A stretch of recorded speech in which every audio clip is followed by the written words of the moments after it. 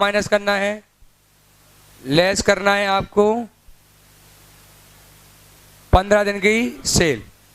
कितना? 16 सितंबर से 30 सितंबर 2012 को आपको माइनस करना है 0, और ये आ गई एडजस्टेड एनुअल टर्नओवर। ठीक है, 8/15/600, 8/15/600। क्या कोई डाउट इसमें? पक्का?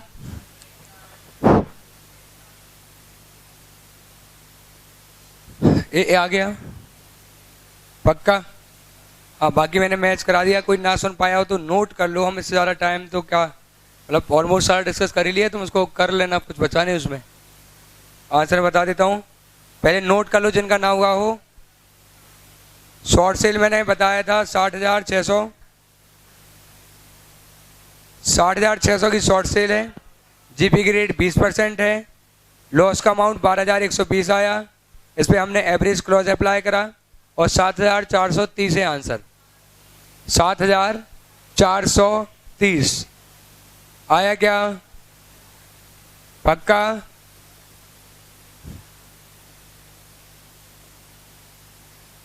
$7,430 आंसर है, 7,430। डाउट आ रहे हो तो मैं कर देता हूं, क्योंकि मैंने ऑलमोस्ट कर ही दिया है, बस मैंने कनेक्ट नहीं करा, पूरा कर ही दिया।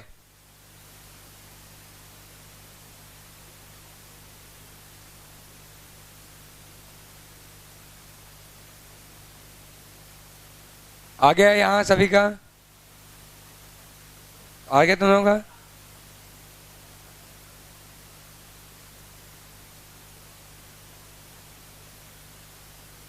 ये बताना पड़ेगा। हाँ, नहीं मैं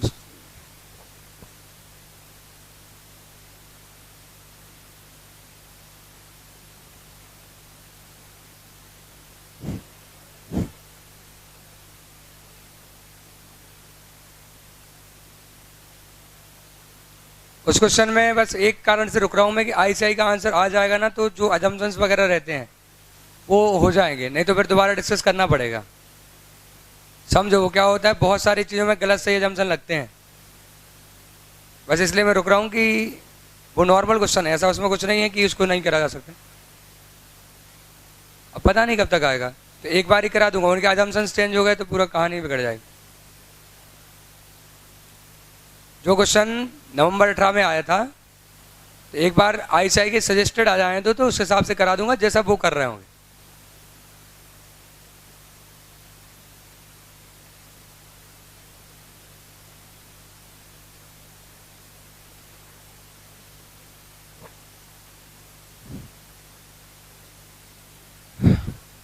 एक दो छोटे छोटे क्वेश्चन है ना, लेकिन बहुत कॉन्सेप्चुअल हैं, उनको डिस्कस करें क्या?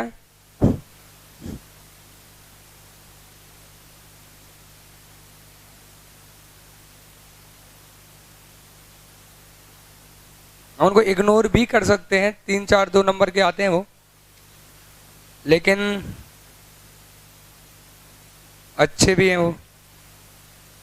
जैसे क्वेश्चन नंबर 22 निकालना।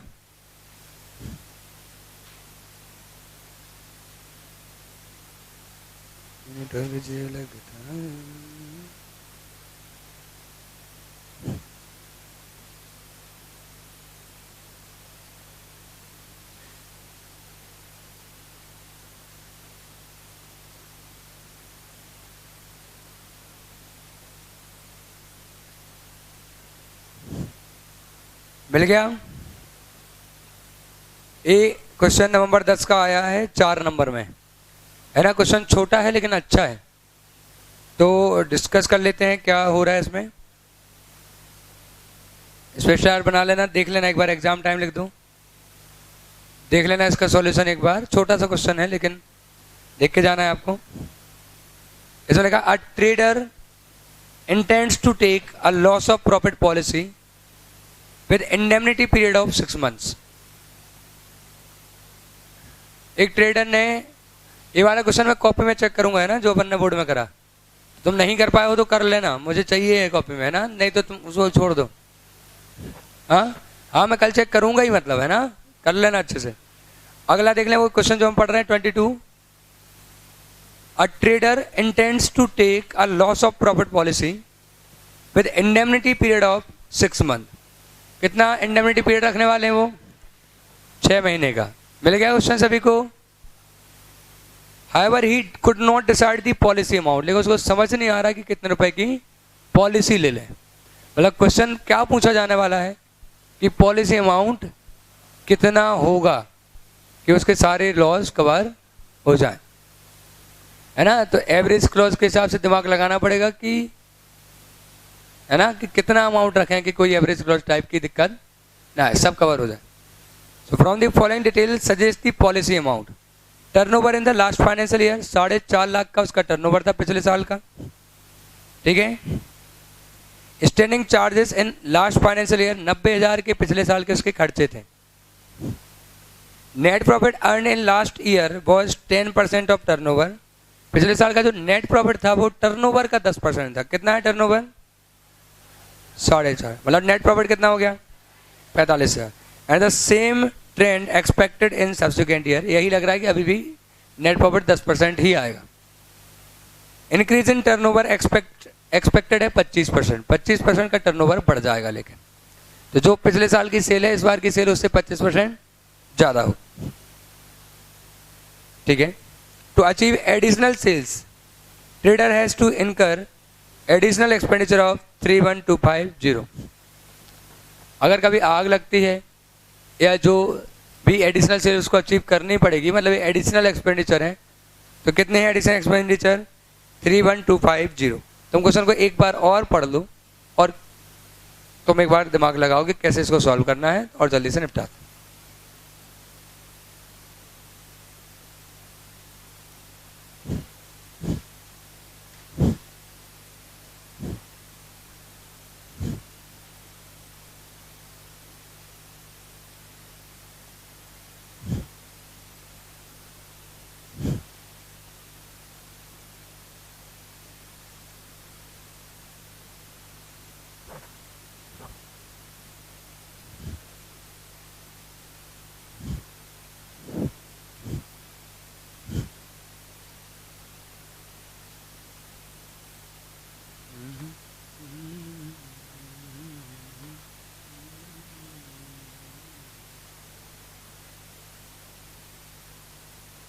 हाँ बोलो बोलो।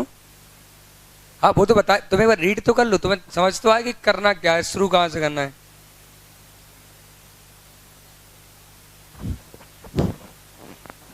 सेल या क्या? हाँ एक्चुअल नहीं, मतलब एडजस्टेड एनुअल टर्नओवर आ जाएगा।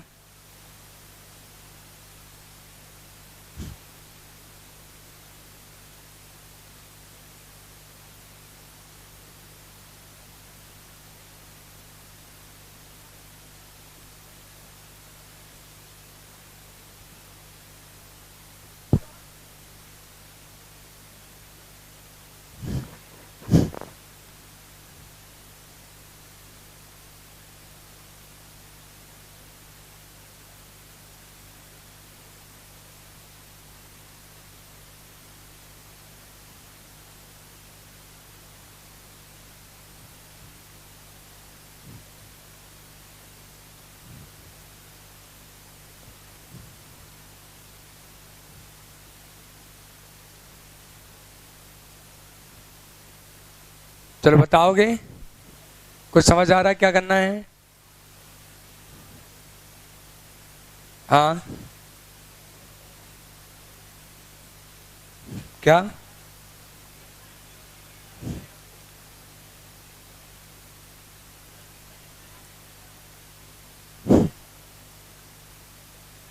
तो ऐसा बाइफरकेशन चाहिए नहीं, हम तो सारे इंश्योर कराएंगे ना।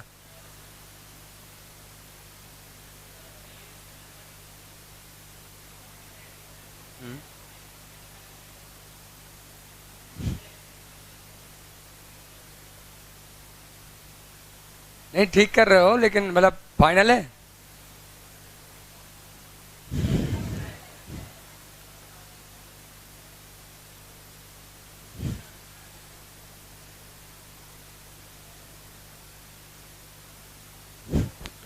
चलो सुन लो ध्यान से, अंदाज लगा रहे हैं सारे।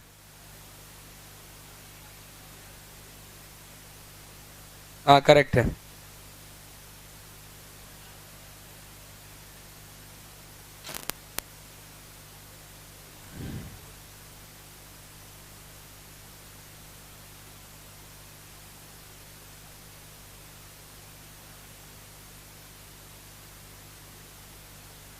हम्म,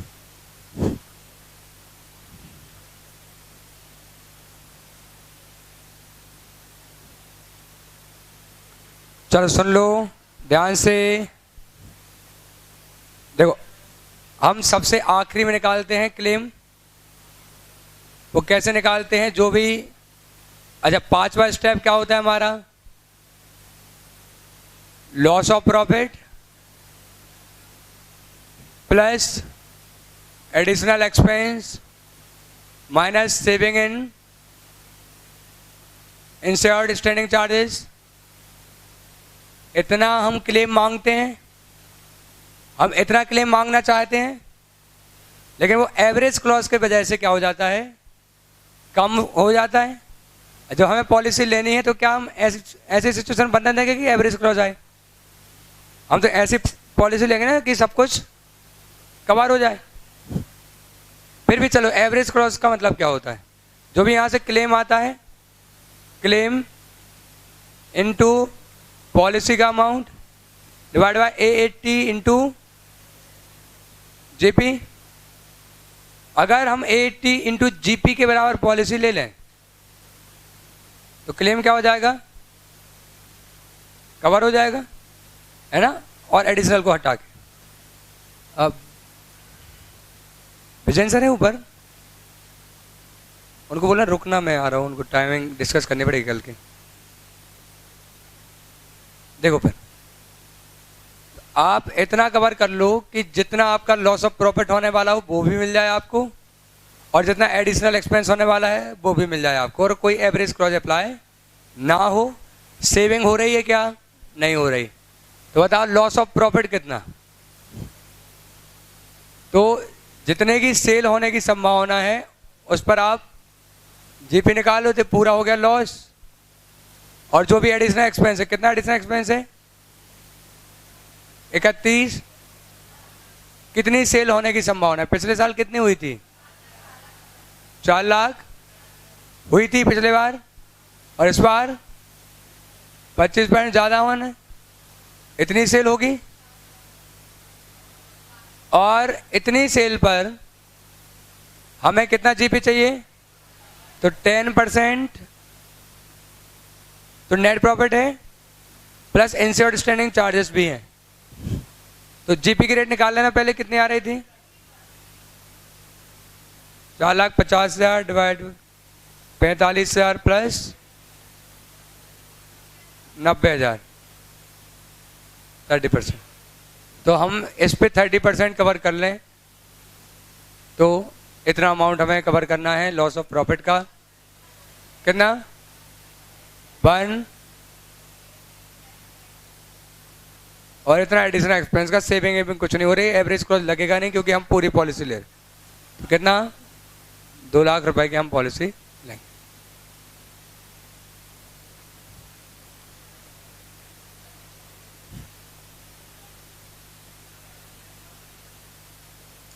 नहीं नहीं, हम तो सारे इंश्योर करा लेंगे ना, हमें पॉलिसी डिसाइड करनी ना।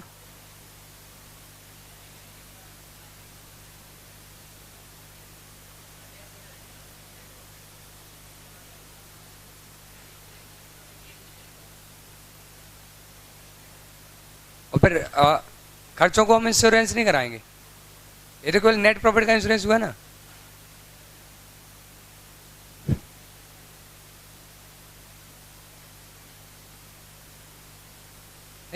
डिफरेंस आएगा वो मैं समझ गया, लेकिन इतना नहीं आएगा जितना तुम्हारा आ रहा है।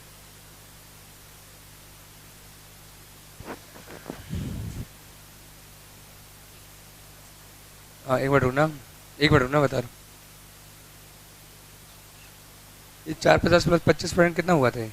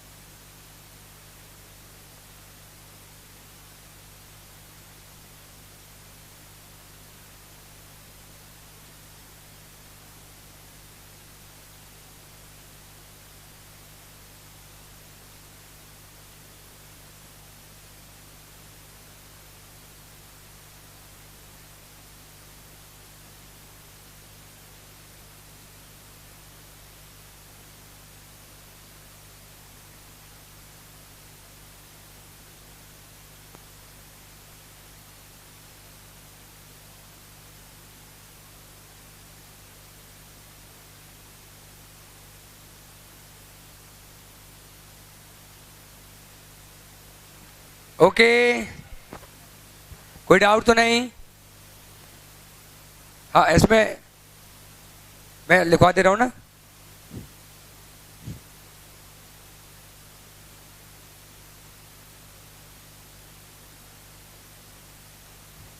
तो लिख लें कैलकुलेशन ऑफ पॉलिसी अमाउंट। तो ये नोट करके लिख लें,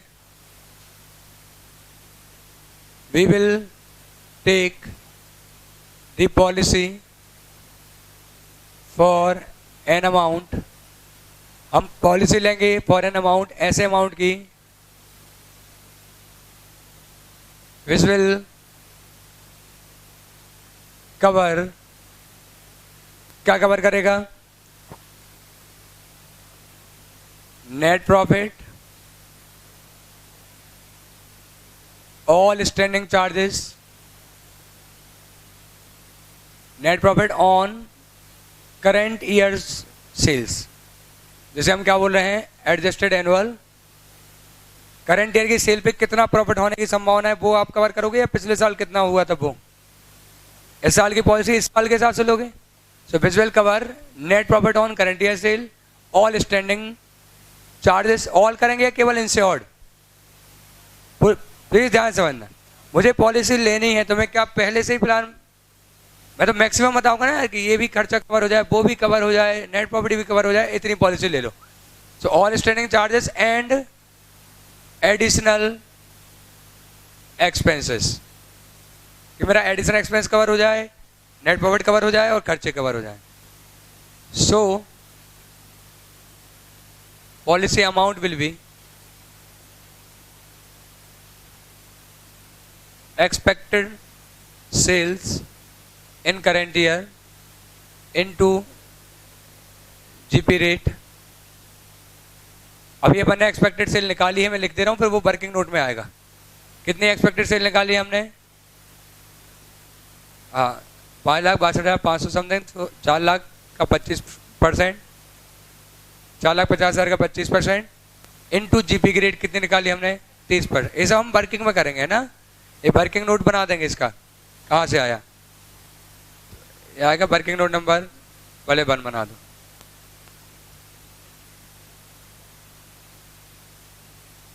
ये कितना अमाउंट हो गया? 16,8750 प्लस, अब देखिए जब आप 25% की 30% की रेट ले रहे हैं, इसमें कौन सी 2 चीजें कवर हो गई? नेट प्रॉफिट और स्टैंडिंग चार्जेस, और प्लस क्या कर लेंगे? Additional expenses. कितना? 31,250। तो मैक्सिमम पॉलिसी अमाउंट 2 लाख की पॉलिसी ले लें, सब कवर हो जाएगा। अब हम बता रहे कि जीपी की रेट कैसे आई। Oh sorry,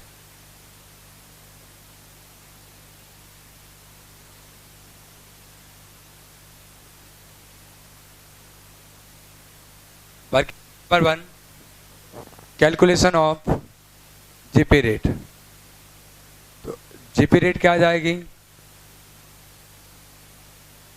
net profit plus standing charges.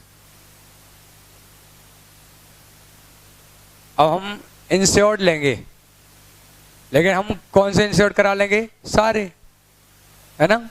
और डिवाइड बाय सेल्स। तो जीपी की रेट क्या आ जाएगी? 45,000 प्लस 90,000 डिवाइड बाय 4,50,000, 30%। तो जब जीपी का आप मल्टीप्लाई करते हो तो 2 चीजें कवर कर लेता है वो, एनपी प्लस स्टैंडिंग चार्जेस, इसलिए आपने स्टैंडिंग चार्जेस अलग से नहीं जोड़े। ओके।